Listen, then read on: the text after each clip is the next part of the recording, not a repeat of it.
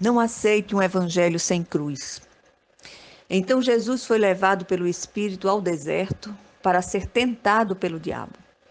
Depois de jejuar 40 dias e 40 noites, teve fome. O tentador aproximou-se dele e disse: Se você é o Filho de Deus, mande que estas pedras se transformem em pães. Jesus respondeu: Está escrito: Nem só de pão viverá o homem, mas de toda palavra que procede da boca de Deus. Então o diabo levou a cidade santa, colocou-o na parte mais alta do templo e lhe disse: Se você é o Filho de Deus, jogue-se daqui para baixo, pois está escrito: Ele dará ordens a seus anjos a seu respeito. E com as mãos eles o segurarão, para que você não tropece em alguma pedra. Jesus lhe respondeu: Também está escrito: Não ponha à prova o Senhor, o seu Deus. Depois o diabo o levou a um monte muito alto e mostrou-lhe todos os reinos do mundo e o seu esplendor. E lhe disse: Tudo isto lhe darei se você se prostrar e me adorar. Jesus lhe disse: Retire-se, Satanás, pois está escrito: Adore o Senhor, o seu Deus, e só a ele preste culto. Então o diabo o deixou e anjos vieram e o serviram. Mateus 4, de 1 a 11. A tentação de Jesus no deserto da Judéia nos ensina lições preciosas. O texto relata logo no início que o nosso Senhor foi levado pelo Espírito para ser tentado pelo diabo. Como entender uma afirmação como esta? O Jesus homem precisava experimentar tudo o que experimentamos e o autor de Hebreus corrobora com esta afirmação ao dizer: Pois não temos um sumo sacerdote que não seja capaz de compadecer-se das nossas fraquezas, mas temos o sacerdote supremo, que à nossa semelhança foi tentado de todas as formas, porém sem pecado. Por isso, ele pode se compadecer de nós. Note que na tentação de Jesus, o adversário foi nos 3 pontos cruciais do homem. Primeiro, a necessidade física. Inclusive, aproveitou aqui para plantar dúvida quanto à paternidade de Deus.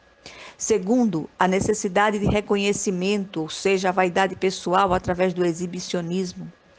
E mais uma vez, pondo em dúvida a paternidade de Deus. Terceiro, por último, o poder das riquezas. Depois de um prolongado jejum, exatamente na hora da fome, do esgotamento e numa sequência de apelos tirados cuidadosamente das Escrituras, fora dos seus respectivos contextos, é claro, o tentador desafia primeiro o Senhor a transformar pedras em pães. Em seguida, sugere que Jesus se jogue do alto do templo e, por último, lhe mostre todos os reinos do mundo e promete dar tudo ao Senhor se ele prostrado o adorasse. Note que todas as tentações foram cuidadosamente tiradas das Escrituras, repito, e o Senhor venceu todas usando as Escrituras.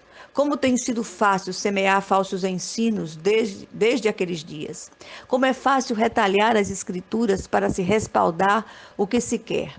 Creio que o maldito Evangelho da Prosperidade teve seu início ali.